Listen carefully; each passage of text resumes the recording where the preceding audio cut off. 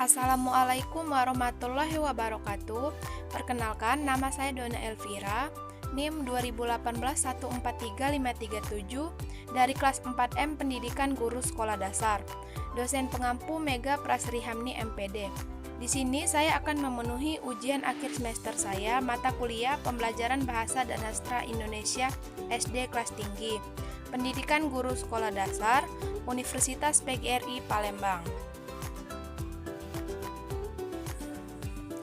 Baiklah, di sini saya akan memaparkan materi tentang 4 keterampilan berbahasa, media pembelajaran, strategi pembelajaran, pendekatan pembelajaran, metode pembelajaran, dan teknik pembelajaran. Pertama-tama, saya akan menjelaskan definisi keterampilan berbahasa. Bahasa merupakan suatu sistem dari lambang bunyi arbiter yang dihasilkan oleh alat ucap manusia dan dipakai oleh masyarakat untuk berkomunikasi, kerjasama, dan identifikasi diri.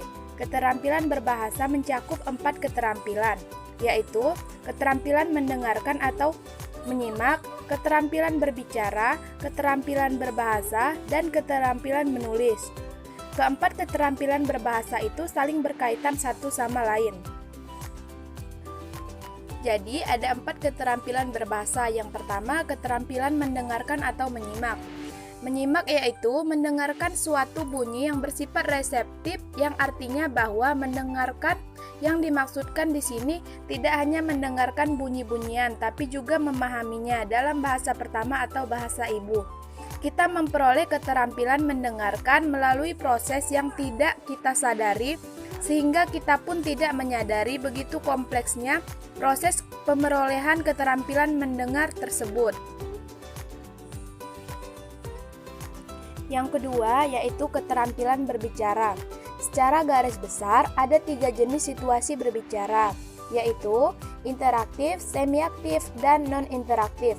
Situasi-situasi berbicara interaktif, misalnya percakapan secara tatap muka dan berbicara lewat telepon yang memungkinkan adanya pergantian antara berbicara dan mendengarkan, dan juga memungkinkan kita meminta klarifikasi. Pengulangan atau kiat dapat meminta lawan berbicara, memperlambat tempo bicara dari lawan bicara. Kemudian ada pula situasi berbicara yang semi-aktif, misalnya dalam berpidato di hadapan umum secara langsung. Dalam situasi ini, audiens memang tidak dapat melakukan interupsi terhadap pembicaraan, namun pembicara dapat melihat reaksi pendengar dari ekspresi wajah dan bahasa tubuh mereka. Beberapa situasi berbicara dapat dikatakan bersifat non-interaktif, misalnya berpidato melalui radio atau televisi.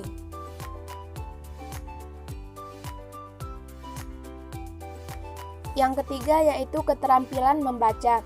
Membaca adalah keterampilan reseptif bahasa tulis. Keterampilan membaca dapat dikembangkan secara tersendiri, terpisah dari keterampilan mendengar dan berbicara. Tetapi pada masyarakat yang memiliki tradisi literasi yang telah berkembang, seringkali keterampilan membaca dikembangkan secara terintegrasi dengan keterampilan menyimak dan berbicara.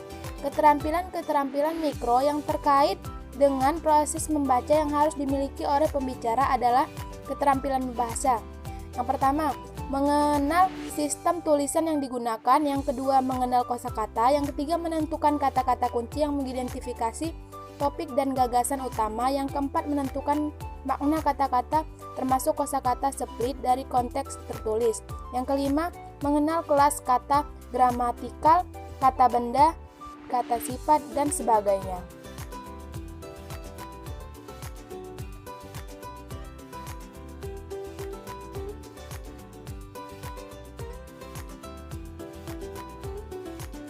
Berikutnya yang keempat, keterampilan menulis. Menulis adalah keterampilan produktif dengan menggunakan tulisan. Menulis dapat dikatakan suatu keterampilan berbahasa yang paling rumit di antara jenis-jenis keterampilan berbahasa lainnya. Ini karena menulis bukanlah sekedar menyalin kata-kata dan kalimat-kalimat, melainkan juga mengembangkan dan menuangkan pikiran-pikiran dalam suatu struktur tulisan yang teratur. Berikut ini keterampilan-keterampilan mikro yang diperlukan dalam menulis. Yang pertama, menggunakan ortografi dengan benar, termasuk di sini penggunaan ejaan. Yang kedua, memilih kata yang tepat. Yang ketiga, menggunakan bentuk kata dengan benar. Yang keempat, mengurutkan kata-kata dengan benar. Yang kelima, menggunakan struktur kalimat yang tepat dan jelas bagi pembaca.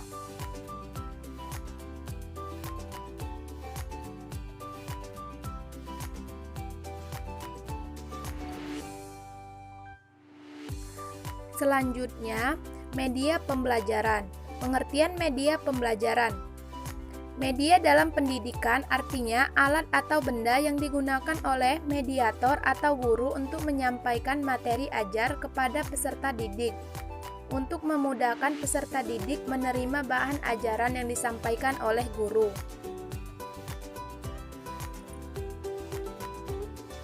Yang berikutnya, media pembelajaran.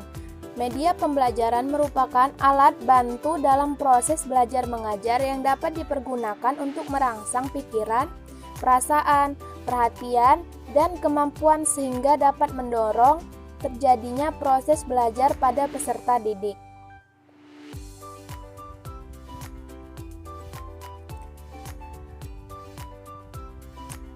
Selanjutnya, strategi pembelajaran.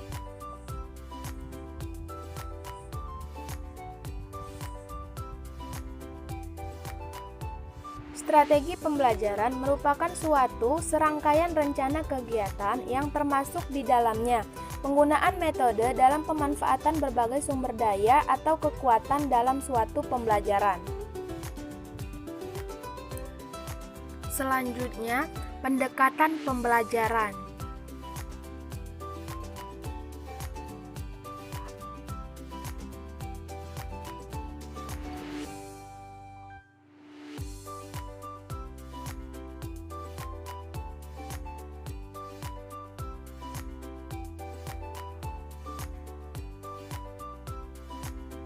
Pendekatan pembelajaran dapat diartikan sebagai cara memulai pembelajaran. Di antaranya yang pertama, pendekatan pembelajaran yang berpusat pada siswa. Yang kedua, pendekatan pembelajaran yang berpusat pada guru. Selanjutnya, metode pembelajaran. Metode pembelajaran adalah cara yang digunakan untuk mengimplementasikan rencana yang sudah disusun dalam bentuk kegiatan nyata dan praktis untuk mencapai tujuan pembelajaran. Beberapa metode pembelajaran antara lain ceramah, demonstrasi, diskusi, dan selanjutnya teknik pembelajaran. Arti teknik pembelajaran yang pertama yaitu implementasi metode secara spesifik. Yang kedua, trik untuk mencapai tujuan. Yang ketiga, penerapan metode berdasarkan situasi kelas, kondisi siswa, dan lingkungan. Mungkin itu saja pemaparan materi yang telah saya selesaikan. Jika ada kekurangan saya mohon maaf. Kepada Allah saya mohon ampun. Saya akhiri. Wabillahi taufik wal hidayah. Wassalamualaikum warahmatullahi wabarakatuh.